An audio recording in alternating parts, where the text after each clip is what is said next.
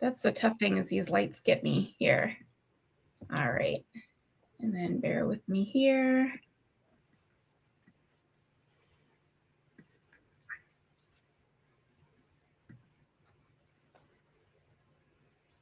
All right, so we should be live across all platforms now. All right, so I just want to welcome you, lovely ladies. It's been so long since I've seen your faces in person, but now, thanks to technology and you guys moving from West Coast to East Coast, we're on the same time zone, and we will see each other in person very soon. Yes, yes. But I just want to welcome any and everybody that is tuning into the live or into the recorded after this, that these two ladies are incredible, incredible ladies. They're beautiful, both inside and out. The knowledge that they are bringing to this event is something we all need to learn more about, and really the mental side of everything. So above and beyond thinking, oh, I literally feel mental, but why? Why are all these things happening, and what triggers are happening in our brain?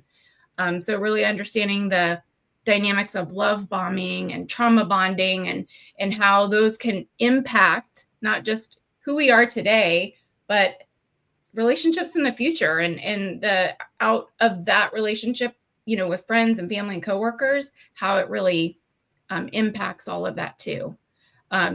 So welcome, Dr. Laura and Dr. Eileen. Thank you.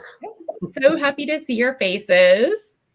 And you guys tell me who you want to answer the questions. It's up to both of you guys. I know you both have slightly different directions into it, and the relationship side and behavioral side and all of that. So you guys kind of take the reins from there, but let's talk about love bombing and how it is different from spoiling someone. Like what are those things that we hear about love bombing? It is still kind of a mystery. Most people don't understand all of that.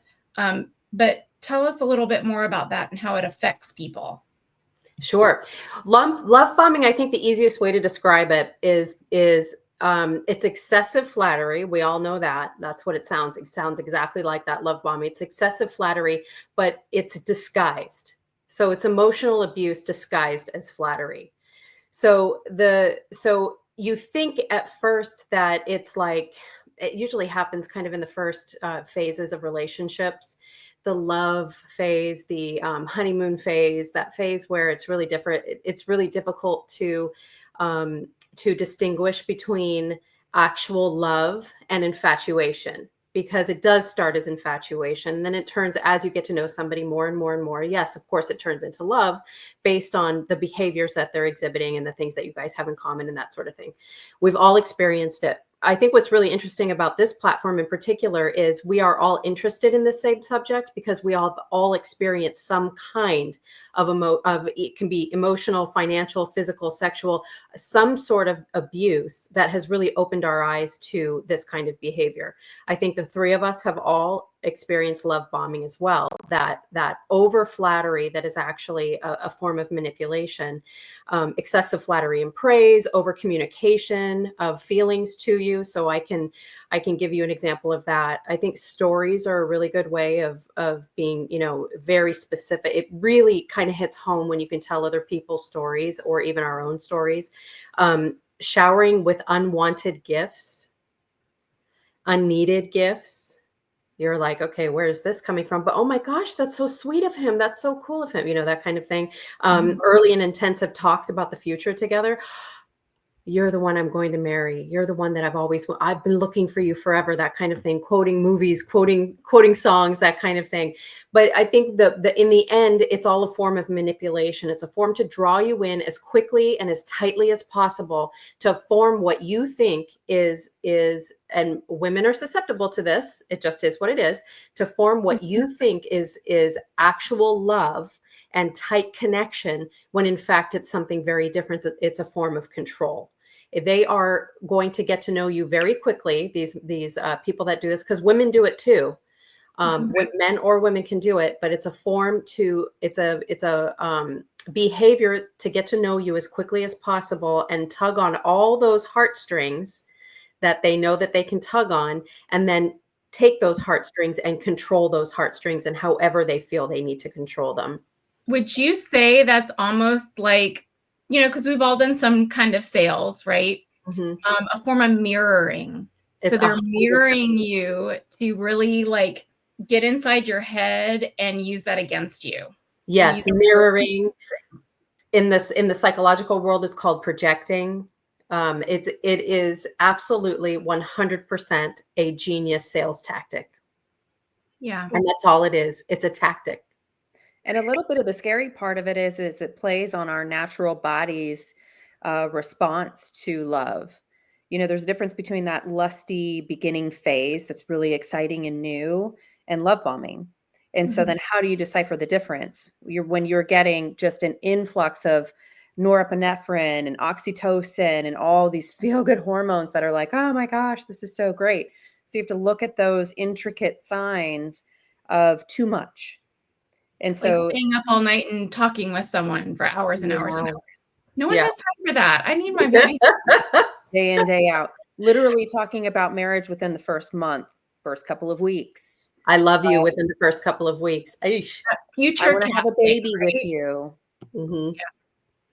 Yeah. Those kinds of things. And it's to draw in. There's usually an ulterior motive. And one of the things that Laura and I really talk about a lot with clients is, our instinct is our beacon, and our instinct will go off. But because we feel so good, and because these people have a tendency to prey on our softer sides, our more vulnerable sides, and generally our sides that feel that lack some sort of self-worth. We all have it. We're always looking for better self-worth. And if we haven't spent the time to really work on ourselves and know ourselves and have a solid ground of who we are, they're going to find those loopholes. They're going to find the little holes that they can seep into, and they'll use that to their advantage. Now, let me ask you this on that topic real quick. So if someone's having, like, if on a traditional day or traditional month, someone has like the self-confidence of a lion, like they are like up here in self-confidence, not cockiness, but they know their worth. They are like, I am full of gratitude. I'm full of all the good things that are happening in my life. They're up on like this level, and they have like a bad week, a bad couple weeks. And it's just even though they're normally up here, but they have that dip, and that person can tell when that dip happens somehow. It's like a magnet, moth to a flame. Yes.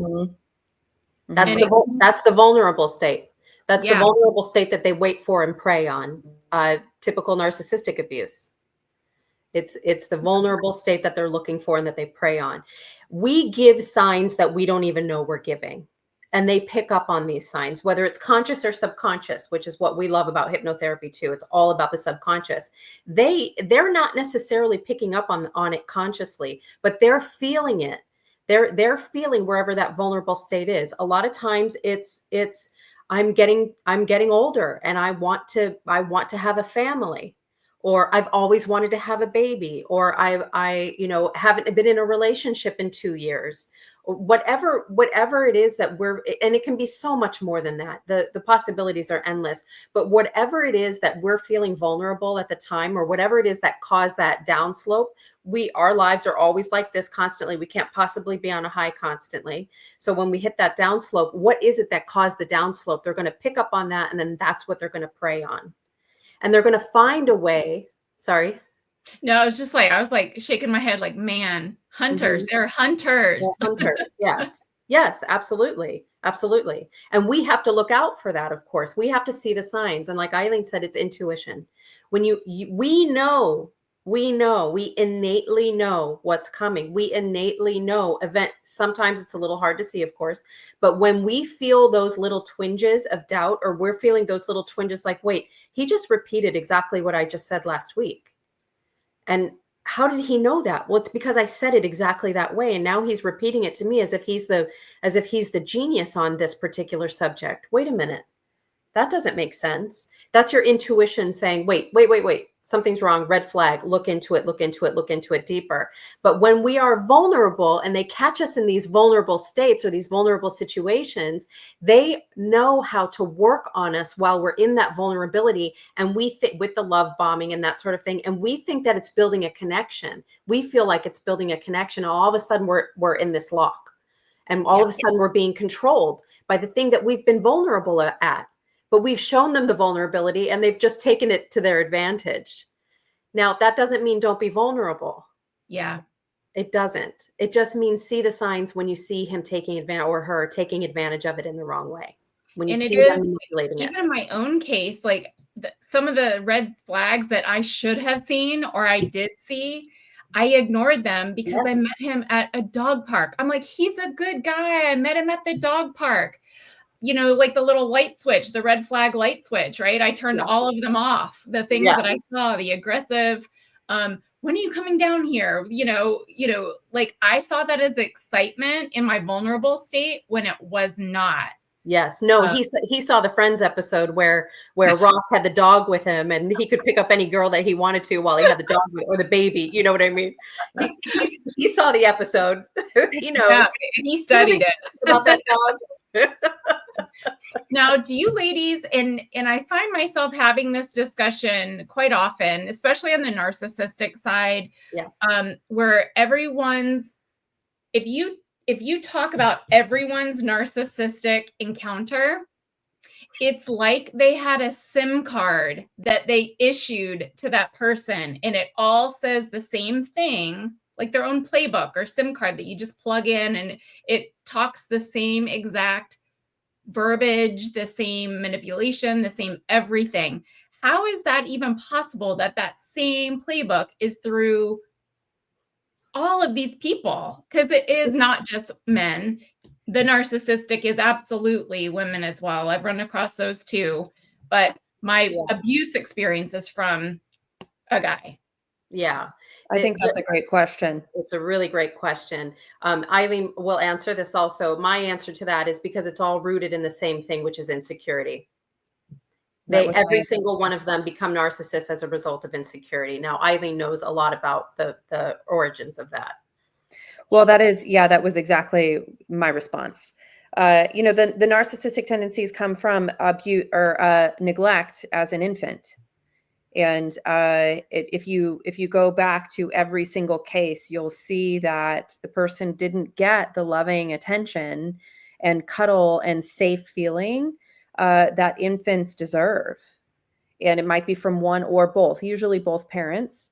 And so then there's this deep-rooted feeling of not enough. If they don't love me enough to give me the attention and the nurturing and the safety that I need, then I must protect myself. And so then they develop these personality traits based on the fact that they're actually really just trying to keep them safe. It's very sad, really, when you look at it. It just becomes so destructive.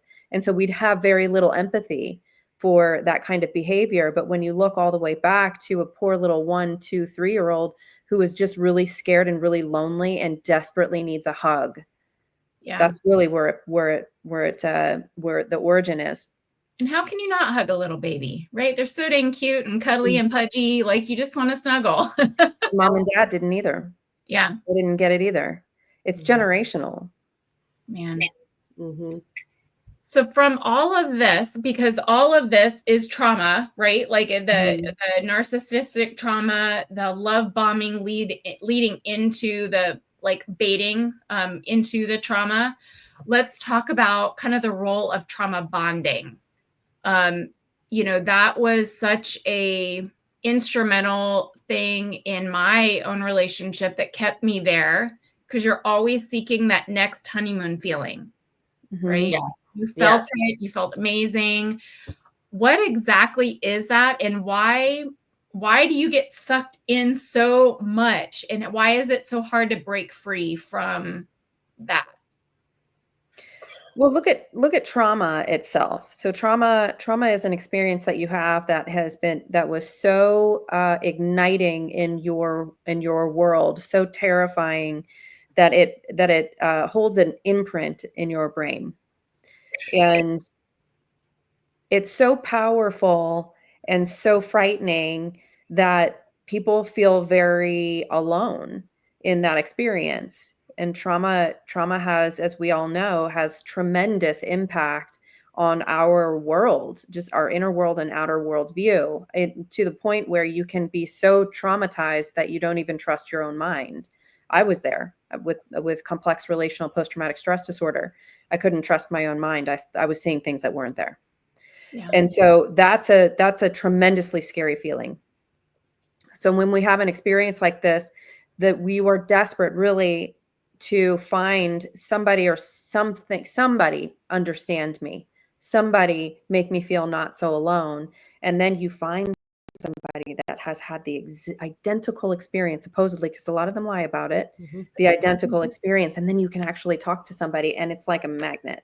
It's like, oh my gosh, I'm not alone. It's the same thing as an infant that didn't get the loving, tender relation or nurturing and safety that they needed as a kid. It's the same thing because it's really tapping into our younger, more vulnerable parts of us who just need to feel safe. It feels very safe to be with somebody who can nurture that part that is so lonely, so frightened. Yeah. So Laura, what's you want to add to that? Yeah. So justification, you can justify the abuse, and usually that happens through some sort of gaslighting on what's going on. They try to make you feel crazy for how make you feel absolutely nuts for what's gone on, almost to the point where you feel like you deserve it, because they're so convincing on how, on their own behaviors and how their own behaviors was justified. Also dependency on the abuser. They can easily get you into situations because they're listening. They can get you into situations where you actually do have to depend on them, or they create a dependency. Say, for instance, I want to learn how to do my taxes where I don't have to pay a bunch of taxes, right? And he knows or she knows that that's a big stress on you, huge stress on you. And you're just thinking about it and talking about it and thinking about it and talking about it. All of a sudden, he has the answer. And then you're like, oh my God, how did he get the answer? Well, he studied and studied and studied and studied because he knew it was something that you really needed and that you really wanted. And he wants to be the one that you go to for the answers, because how could you live without him if he's the one that has all the answers? You can't. And so now all of a sudden there's this dependency on him, right? Or her. Sorry, I keep saying him because I've experienced a him. Me too. Yeah. And then there's fear and anxiety. Okay, so now you've spent so much time in this relationship, and I've been in this relationship for 2 years now, and all of a sudden he's becoming this abusive person. I don't know what to do, but after 2 years, my God, you're really deep into it, and now he's put you in a state of isolation. Now all of a sudden your sisters and your brother and your mother and your father and your aunts and uncles and friends, none of them like him, but he has convinced you that they are all wrong. And then all of a sudden you're isolated from all your friends and all your family. And then of course there's the loss of self-esteem. He has told you a million times with love bombing that you're the most beautiful person in the world, but you know what? That belly has got to go. Let's work on that belly. Let's go to the gym. Or man, you're doing I bet this came with you, Tiffany. Oh my God, you're doing such a great job at the gym, but that muscle right there, the muscle in your forearm right there, you need to work that harder. And this is how you do it. And all of a sudden you're like, wait a minute, I'm not doing that good of a job. I can't do this on my own. Oh, maybe I do need him. To me, when I tell you how to do this exercise, you've been doing it wrong. Like notch, notch.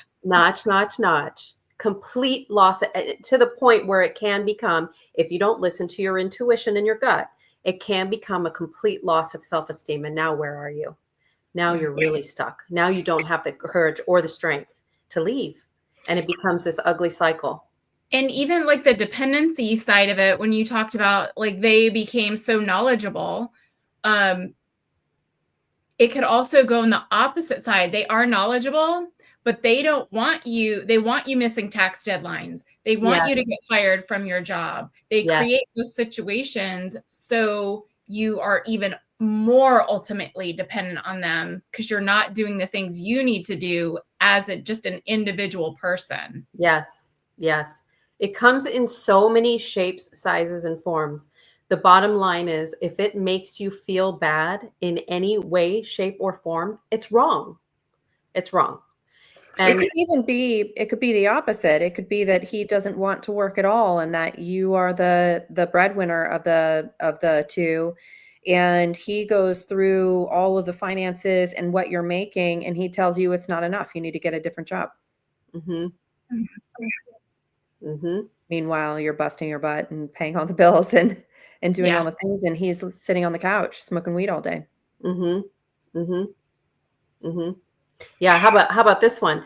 I need you to quit your job and stay home and take care of the kids. I really need you to do that. I'll make all the money. Don't worry about it. You don't have to work. And now you're not good enough.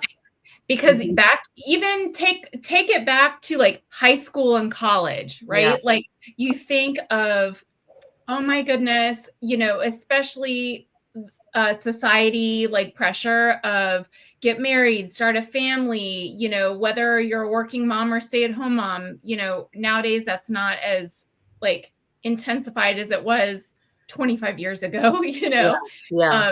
It like having that feeling, you're like, well, I would be a great mom. I would love to be a stay-at-home mom. So then you almost gravitate to someone that tells you those things, even though they may not be good, but you may be willing to put up with a little bit of crap from them to have that lifestyle. So then you get sucked in even more in that instance. Yes, absolutely. The big vulnerability for us is that we're naturally nest makers, and we would love, I mean, you know, the females have changed quite a bit, and that we do have quite a bit more independence, and you know, we're in our male energy a lot more. Thanks, women's lib, good and bad, right? But you know, so we kind of have this pressure on both sides, but innately, naturally, we're nest makers. And we are, you know, I really do wish sometimes that, you know, we lived in the 60s and the 50s where, you know, the roles were very distinct. And I think that families are suffering that way, but not to go down that that's a whole other pathway. conversation. Yeah. That's a whole other conversation. But see, I can actually have a credit card now. Yeah. Then. Yeah. Right. Yeah. It has its pluses and minuses. Yeah. Mm-hmm. Yeah. But then that nest maker thing, I mean, and I think Laura said that example because that was my example, or my experience, in that, you know, he made plenty of money, and you know, the kids needed attention. They were young. You don't have to work, you know. And I thought, wow, that actually, that's so amazing. Thank you. Yeah. And you two were always like, as long as I've known you, you guys were raised to be strong, independent women. Yeah. Like, you know, our mother. Yes. I mean, yes. Like all three of you ladies were like super strong, independent. And so that you would never think of, I want to gravitate towards that, but you do tap into that female energy of that would be great to be taken care of. You know? I was full-time working and happy and successful. I was perfectly fine. And then just dip in, dip. And then before you know it, you're like, okay, great. And then you have less clients. And then, you know, when things are happening, and then you're like, oh my gosh, there really is a lot of responsibility here. I've got doctor's appointments and all the things, and taking the kids to 2 different schools and all this. Yeah. Maybe I could do that. And then before you know it, all of that goes whoosh, and then he's like, whoosh, spin, and you're terrible at this and you're terrible at that, and coming home drunk, and, you know, and screaming at you in front of the children, and throwing glass and it's shattering at the kids' feet. And, you know, and it's like, oh my gosh, this suddenly turned into a nightmare. And now I'm stuck. Now what am I going to do? You know, and that's what happens, is that manipulation.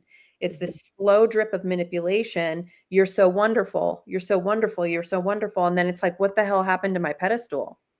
I just got knocked off. They get tired of wearing that mask. Yeah. It's about Curtains, walls. They're not wearing that nice mask anymore. it's about the 2-year mark, right? Yeah, I guess it's probably different, but on average, you can't that curtain starts to fall, around the 2-year mark. Sometimes earlier than that. I think it Mine depends was on what the way earlier than that. yeah. I think Because it depends on probably what the because you motive paid is. attention. You paid attention too. Well, he just started the manipulation within, and I didn't realize he started the grooming process real early. Like we started dating in January and it started in late February. Mm. It was, well, you don't seem happy to be sitting here with me, dear. So like trying to manipulate how I responded to situations to his liking without, Yeah. it was so subtle and I never realized it until I was out of it. Yeah. Then I looked back because I saw a therapist and it was like, what did you see early on? What can you recognize? Tell me what that looked like. And that's when it was like red, like the lights went on. I was like, oh my God, why did I miss all that? I'm glad you said that too. That was one of the things I was talking to Eileen about that I was really hoping would come up in this conversation is we beat ourselves up too for having stayed so long. But the bottom line is when you're in the situation, it's so much harder to see it. It's so much harder to recognize it because you have all the good feelings too that they bring. Yeah. All the massively good feelings that they bring. It's so much easier to look out into the relationship and be able to recognize the signs. I actually still do have a client who left a narcissistic relationship but could not stop thinking about him, even though she knew it was so abusive and she was going for a very, very dark road. She could not stop thinking about him. That's all the great things that she remembers about him. So we actually, instead of talking about the bad things that happened, we actually started talking about the good things that happened.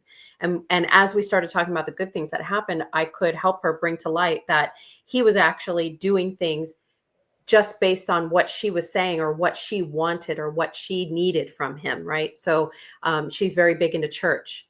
And so when she was upset with him one time, he recorded himself. Now, I, of course, looking at it, thought it was absolutely pathetic. But at the time when she received it, she thought it was so endearing.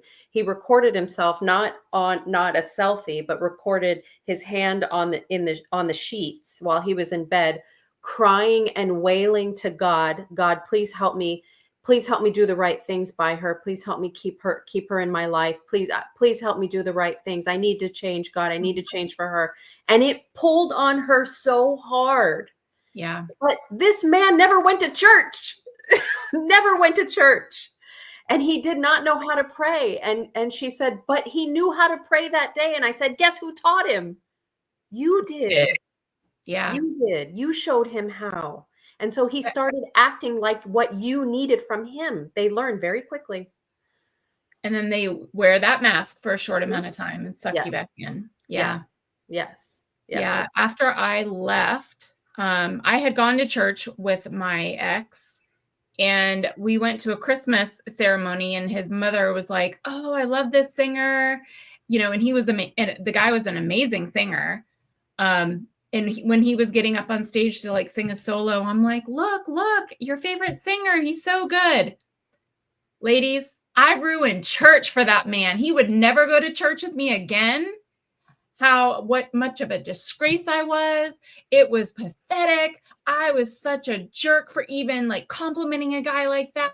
Like that, I was totally against, it's the with me or you're for me or against me. Oh, you're totally against me in this. Like it got blown up. And after I left, and I've got proof of all of this, after I left, it was, I know I strayed from God and I'm going back to God. Like, I saw through that because I had already been in counseling and I forwarded her everything. I'm like, just please tell me I'm crazy. I'm crazy or I'm not crazy. She's like, you're not crazy. Yeah, exactly. And again, you listen to your intuition and you did something about it. There is that question right there is the ultimate of if anybody listening to this asks themselves that question, you are in an abusive relationship. Mm-hmm. Yeah. Yeah. Am I crazy? Yeah. Get out. Get out. I love that you brought that up and highlighted that because that was a huge turn for me too, because I didn't realize. And I was like, man, am I like, did I really say that? Like, am I living in an alternate reality? And that's when like things started like spinning back around. And don't get me wrong, I've got stories for days and y'all will like laugh your butts off.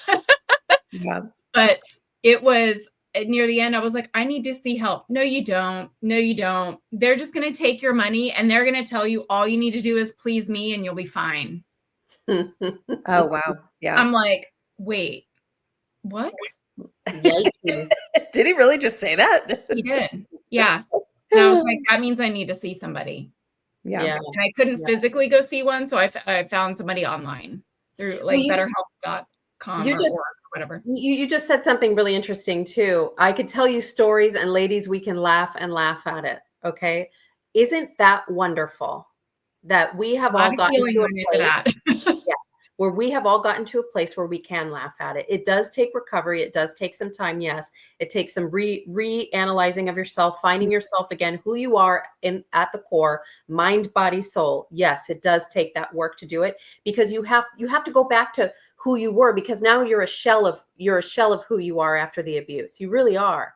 Yeah. And now you have to find yourself and go backwards. And actually it is going forwards too, but you have to go and find yourself again. But once you find yourself again and you look back at it, you can go, oh my God, that was ridiculous. How did I not see that? And we can all laugh about it. But ladies, when you are in it, it is tough. It is rough. It is sad. It is soul destroying, and they know how to suck the life out of you. Straight suck the life out of you. And so we don't mean, of course, to laugh at it. We're not laughing at it. We're laughing at our own situations. We have healed from it, and we can laugh at our own situations now, but that's a really healthy place to be now, a really healthy place. And talking about the recovery process, hypnotherapy is absolutely, there are lots of modalities. We have been in the industry for a very long time. Eileen has been in for 2 decades. We have never seen anything like we've seen hypnotherapy. I mean, it works so unbelievably quickly. And it helped me get over my marriage in like 6 months. Are you kidding me?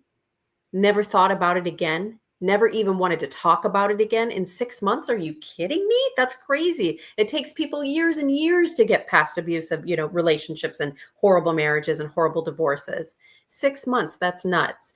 So talk about kind of like the process of that. Is it like rewiring, because traditional therapy, you sit there, you end up talking about your childhood, what led you to make the decisions to get into, I went through all of it, the decisions to get into that relationship, like what, all of that stuff. But what you guys are doing with the hypnotherapy and HypnoLife, you're almost like rewiring the brain a little bit. Yep. Yeah, you're absolutely. That is the ultimate goal, is to rewire the brain. It's really literally growing new gray matter. So it's a combination of what we do is rapid transformational therapy. So it's a combination of hypnotherapy, internal family systems theory, and neuroplasticity. And so with the hypnotherapy, people always are like, oh my gosh, hypnotherapy. It's so woo-woo. It's really not. It's 93% effective after 6 treatments. Talk therapy is 38% effective after 600. It's 5.5 years weekly. And the reason for that is because you're using logic. We can all, how many times did you sit with your therapist? And numerous, multiple, too many times to count. I've had clients sit in front of me and say, I know what I'm doing. I see what I'm doing. I understand where it came from. I can't change the behavior. Why can't I change the behavior? It's because you're using your logical mind. The logical mind is only 5 to 10% of your thoughts. The subconscious is 90 to 95% of your thoughts, and it's on auto drive. You don't even know that it's happening. There's no logic to it. That's the trouble with the subconscious. It's like a 5-year-old child.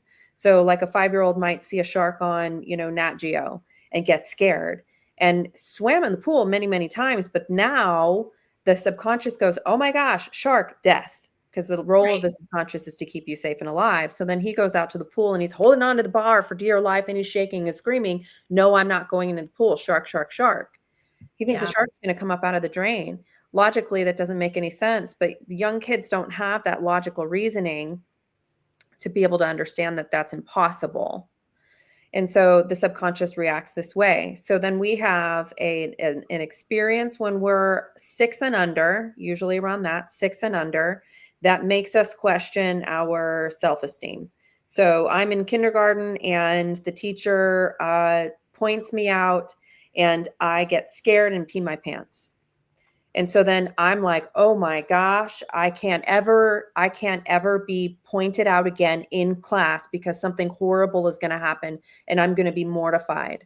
So then that builds and builds and builds into test anxiety and speech anxiety and all the things, I can't answer a question in class. If I'm called on in class, I freeze. That's the subconscious at work. We know consciously, of course, I can answer this question. It's right here. But the subconscious going, hell no, I'm not going to do that. That's where fears and phobias come from too.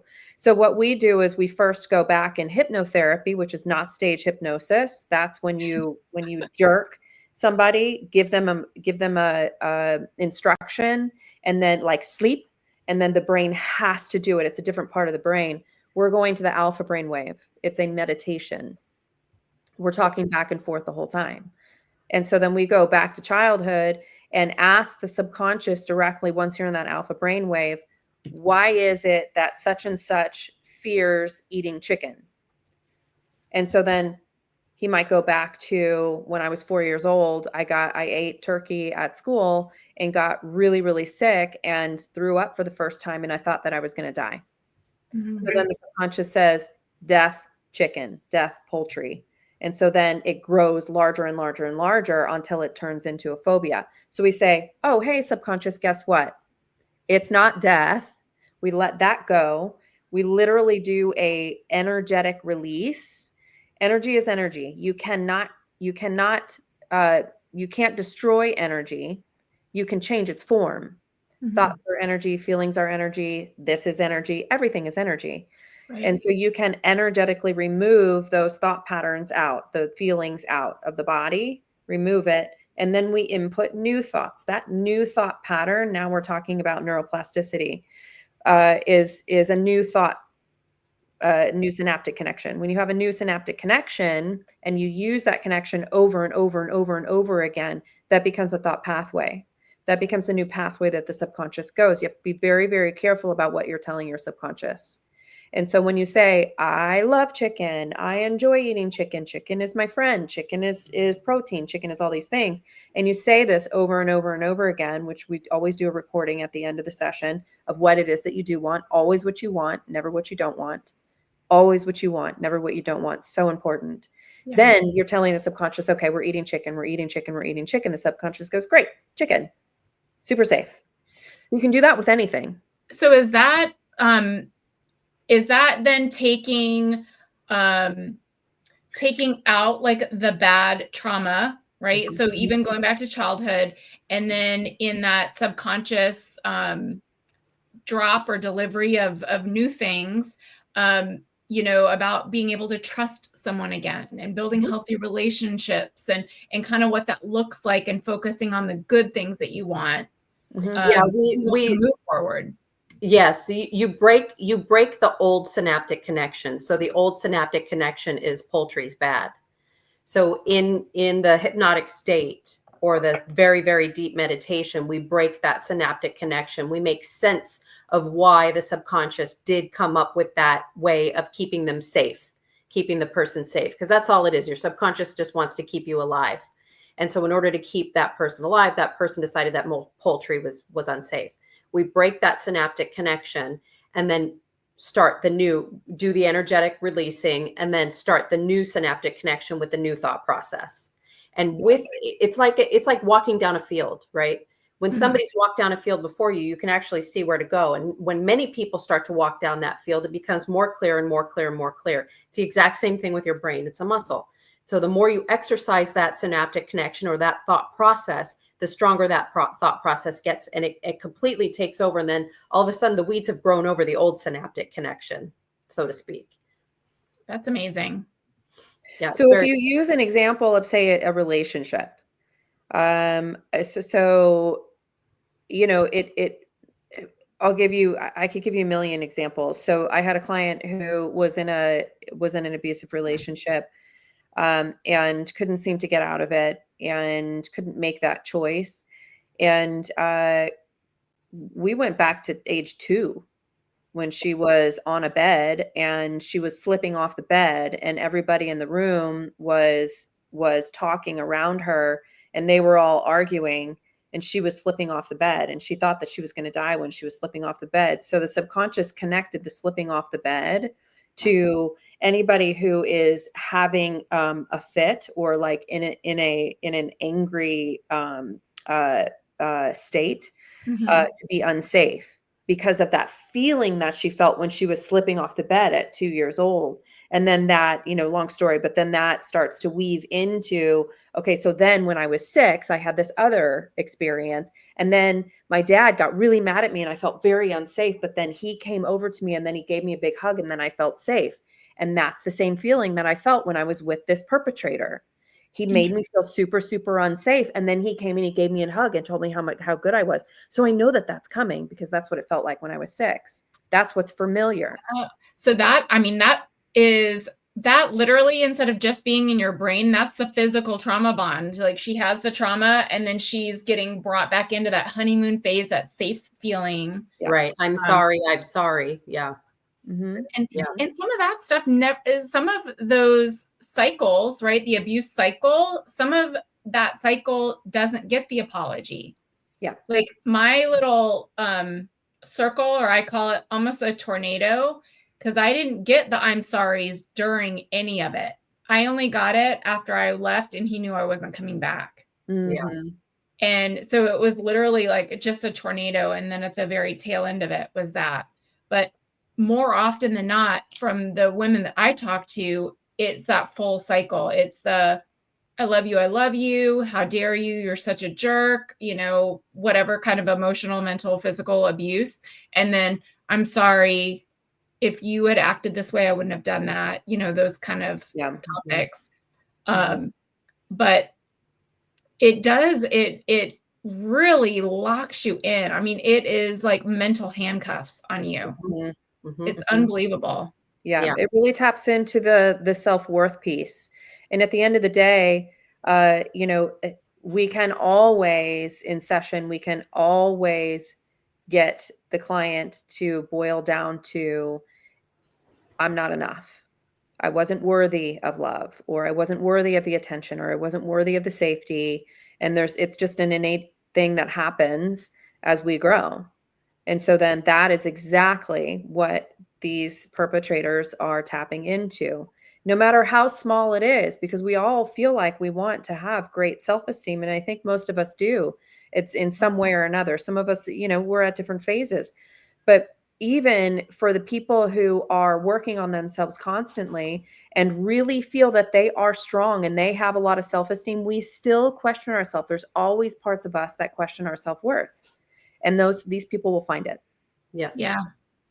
So in someone's journey, because with what you guys do is so specialized and should be more mainstream, right? Yeah, but it's like you said, it's kind of like the chiropractic in the medical world. It's still kind of like out there. But if someone is just starting on their journey of leaving and getting trying to get their emotional health together, what are some signs that as someone is healing, or even after they've seen you, what are some of those signs that they are reclaiming their emotional well-being? What are some of the things that they can look out for, the feelings that they would have?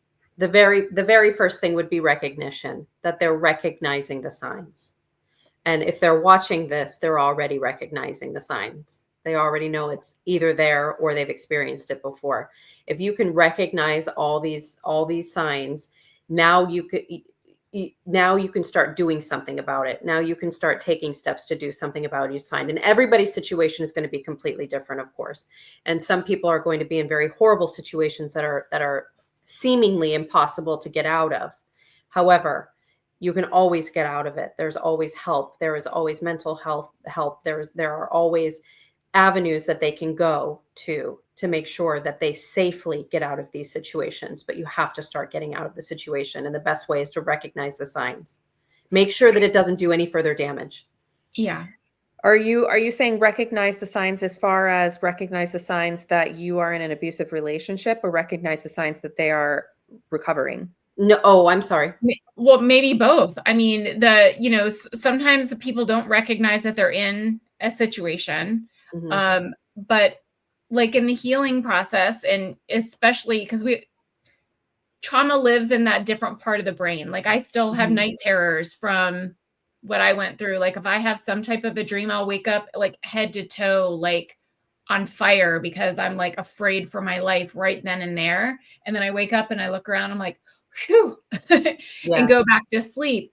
But on a day-to-day basis, I feel pretty good that I'm mentally in a good spot. Now, like you guys are touching base on, my subconscious may be telling me something different with those night terrors. Yeah. But on a day-to-day basis, I feel like I'm pretty much past it. And I feel that the more I help other women, the more it actually helps me heal, because Mhm. I can let people know about red flags or checklists that they can even check themselves to see if they're in a situation.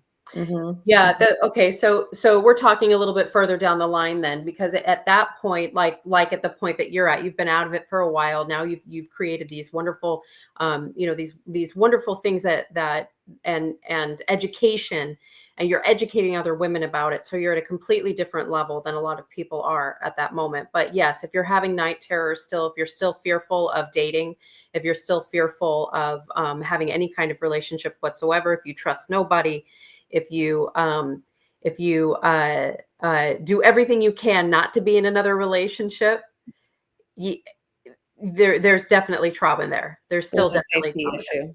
Yeah, there's a safety issue. Yeah. And you don't have to stay there for the rest of your life. You absolutely do not. Part of what we do is, this was something that happened to you. This is something that is in the past. This is something that will never happen to you again, because now you know what it looks like. And that there is a thought process that hasn't shifted yet. If somebody still feels like they're still in it, or still, can't date and doesn't trust any man whatsoever. If a man walks by, you kind of move to the side to make sure that he's walking way far away from you, kind of thing. You don't want to get next to a man at all whatsoever. Yeah, there's still trauma there, but you don't have to live like that. There are ways to get rid of that. I do lots of different kinds of things with clients, like cord cutting. Even I do energetic cord cutting. We still energetically, if we still have those feelings, we are still energetically attached to the trauma. So we want to be completely energetically released from the trauma as well. Mm-hmm. Yeah. Reminding yourself all the time. There are, not everybody can afford, hypnotherapy isn't mainstream, so it's generally not covered by insurance. Some insurance companies are starting to open their mind to it. So we do have some clients that maybe they'll do partial or 3/4 of it, but for the most part, it doesn't. And so, there's a lot of, for those who can't afford it, there's a lot of YouTube videos out there that are affirmations that are very, very successful. It really is just a mind rewiring, right? Just a brain rewiring. So there's cord cutting out there. There's I ams.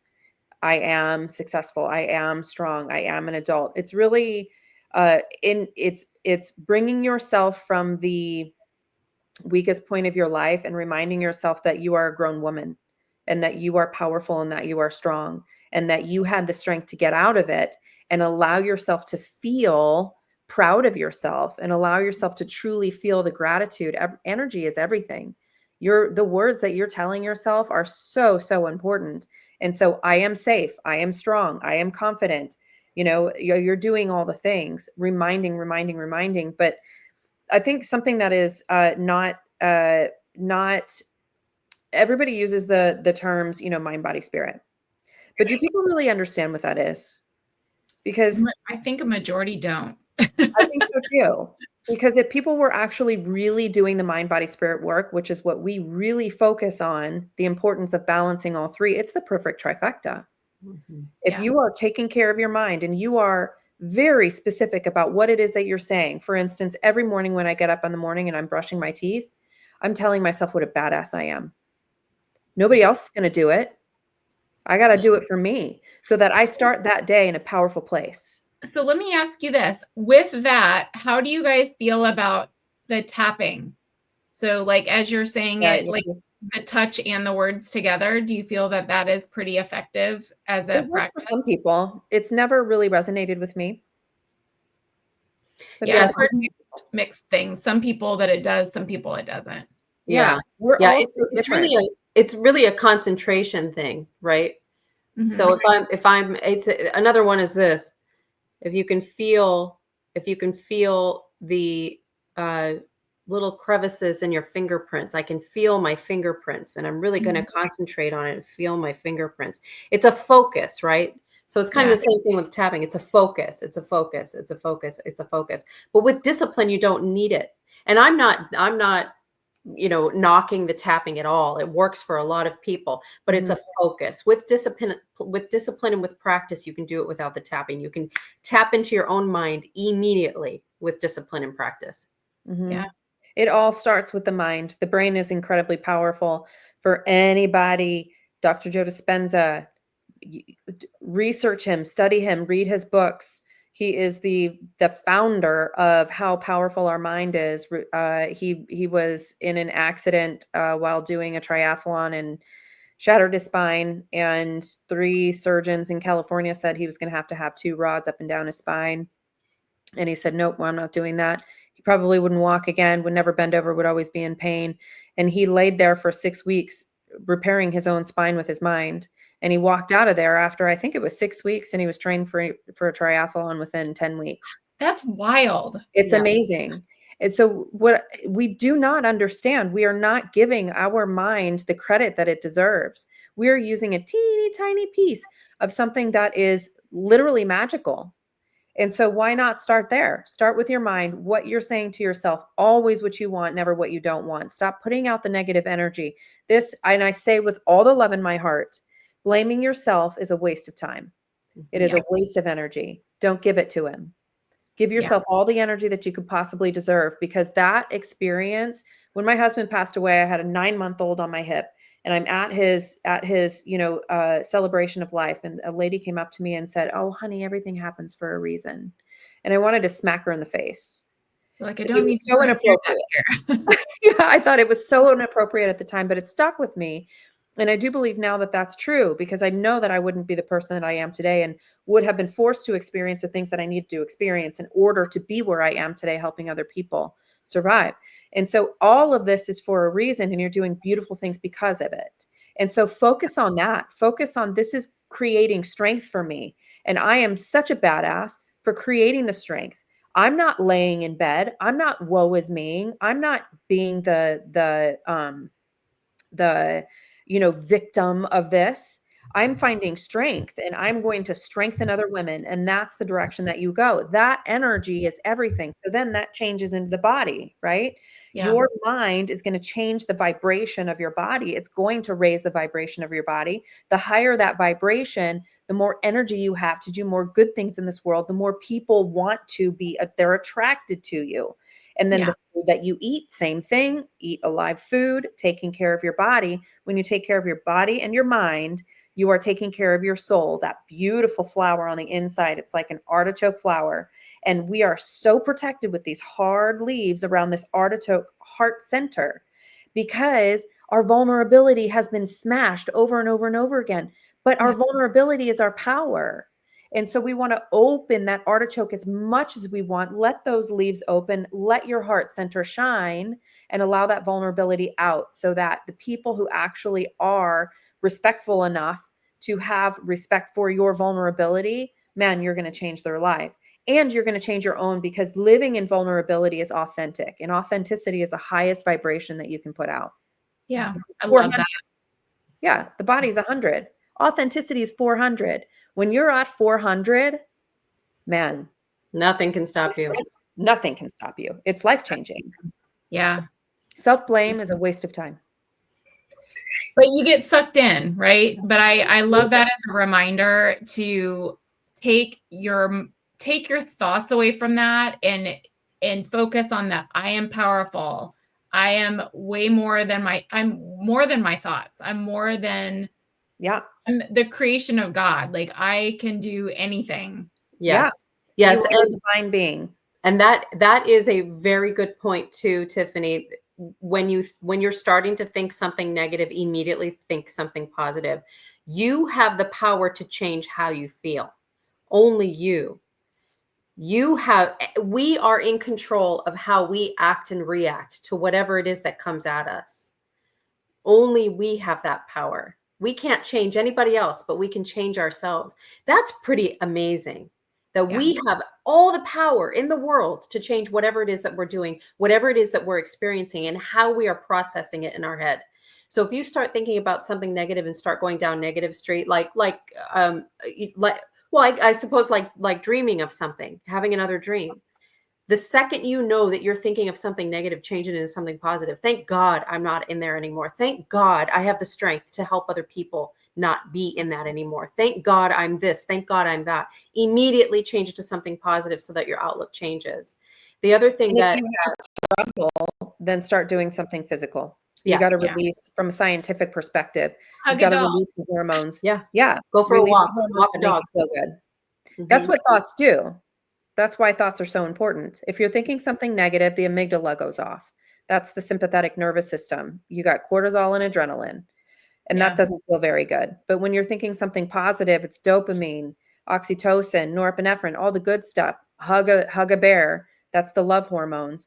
Then your body starts to feel better. Then your mind can go to the positive. Sometimes we have trouble, tricking it over, especially anxiety. High anxiety is very difficult. So you got to do something physically so that you can change the thought processes. Mm-hmm. Yeah, it's all scientific. It's not woo-woo hypnotherapy. It's all very scientific. Which, by the way, Albert Einstein was a hypnotherapist. This is thousands and thousands of years old. This isn't like any kind of new thing. It's extremely effective. Yeah. We just don't, it's like, why is there a difference between hypnotherapy and talk therapy?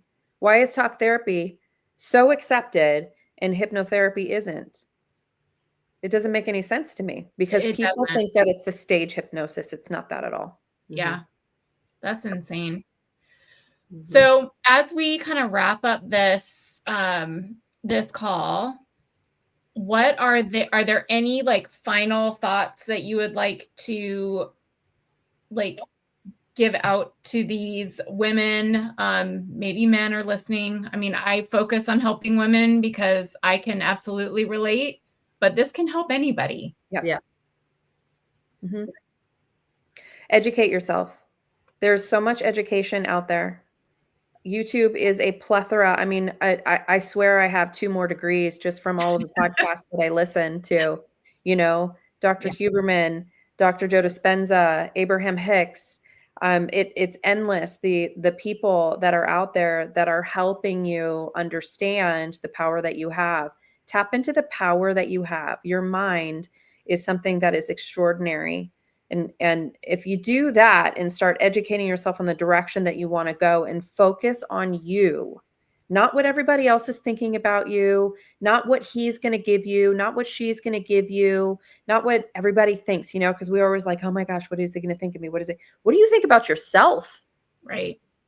When you feel powerful, you are unstoppable. You are unfuckwithable. You are unbeatable. Love it. Mm-hmm. That's the important part, right? That's where you want to go. Who cares what everybody else thinks? Mm-hmm. Yep, exactly. Mm-hmm. Exactly.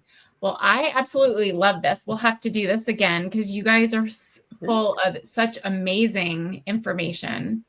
Thank you. Thank you for having us. Yeah. I mean, goodness, how could I not, with the kind of the shared stories that we all have. I mean, it does need to get out there more. And, that is kind of where IgniteHer kind of came into the mix of I'm not an emergency shelter. I'm not a DV shelter, but I can help women recognize red flags and be aware. And if it's not the women, it's their loved ones that are surrounding them that can create a safe space for them to have that conversation, to ask for help. Yeah. Because you get so isolated and you don't know where to go. Yeah. So, the awareness is a big, big thing for me. And this is something that is and can be so extremely helpful above and beyond. I mean, if you're going to see talk therapists and you're waiting a month to see them, think of all the thoughts and feelings and stuff that you're sitting in for a month that you have to hold on to and like stew in it for a month before you can talk to the therapist. Like, to me, I couldn't do that. I needed to see someone and talk to someone immediately because it was like instant. I needed instant, like the back and forth with someone. Yeah. But I love the fact that you said even 6 sessions can put someone light years ahead of traditional talk therapy, because no one wants to spend an hour twice a week for years on end in therapy. I mean, what can you do with a couple hours a week? A lot of things. You can do amazing things. Yeah, it's too long. It was very distressing to me having a private practice and people were seeing, I'm seeing they're coming in for years. And that wasn't why I got into the industry. You're like, I love you, but I don't want to see you this much. Yeah, I don't need you to be codependent on me. I want you to be a beautiful butterfly. Go fly. Yes. Yeah, and it just wasn't happening. And this definitely is that modality that that encompasses so much, that really helps people get to where they want to go in a rapid way. Assuming they do the work. You got to do the work. You have to listen to your recording. You have to stay consistent with it. Everything that you want is on the other side of consistency. So you got to stay consistent. As long as you do that, have the discipline to do that. Discipline is a beautiful word. It's self-love. Used to hate the word discipline because my mom used it as a weapon. Yeah. But it's a beautiful word. Yeah. So I hope that more people start opening their eyes to hypnotherapy, and especially, it really, the crux of the lesson here is the power of the mind and what we can actually do. And all of the information is there for you at your fingertips, right on YouTube. You can find anything that you want. You can find help. You don't have to stew in your darkness, in your shadow. Get out of it. Get on YouTube. And they can find you at your website at hypnolife365.com, correct? Yes. Yes. Yeah. If you Google our names too, it'll come up also. For those of you that are just starting your journey and just recognizing your journey, stop telling yourself that it's okay. Stop telling yourself that it's not that big of a deal, what he or she is doing. Stop telling yourself that now, and start telling yourself, I want something different for myself, and start there. That's the very, very beginning. I love that. All right. So I'm going to end this. I'm going to end the live. Awesome. Thank you. Thank you.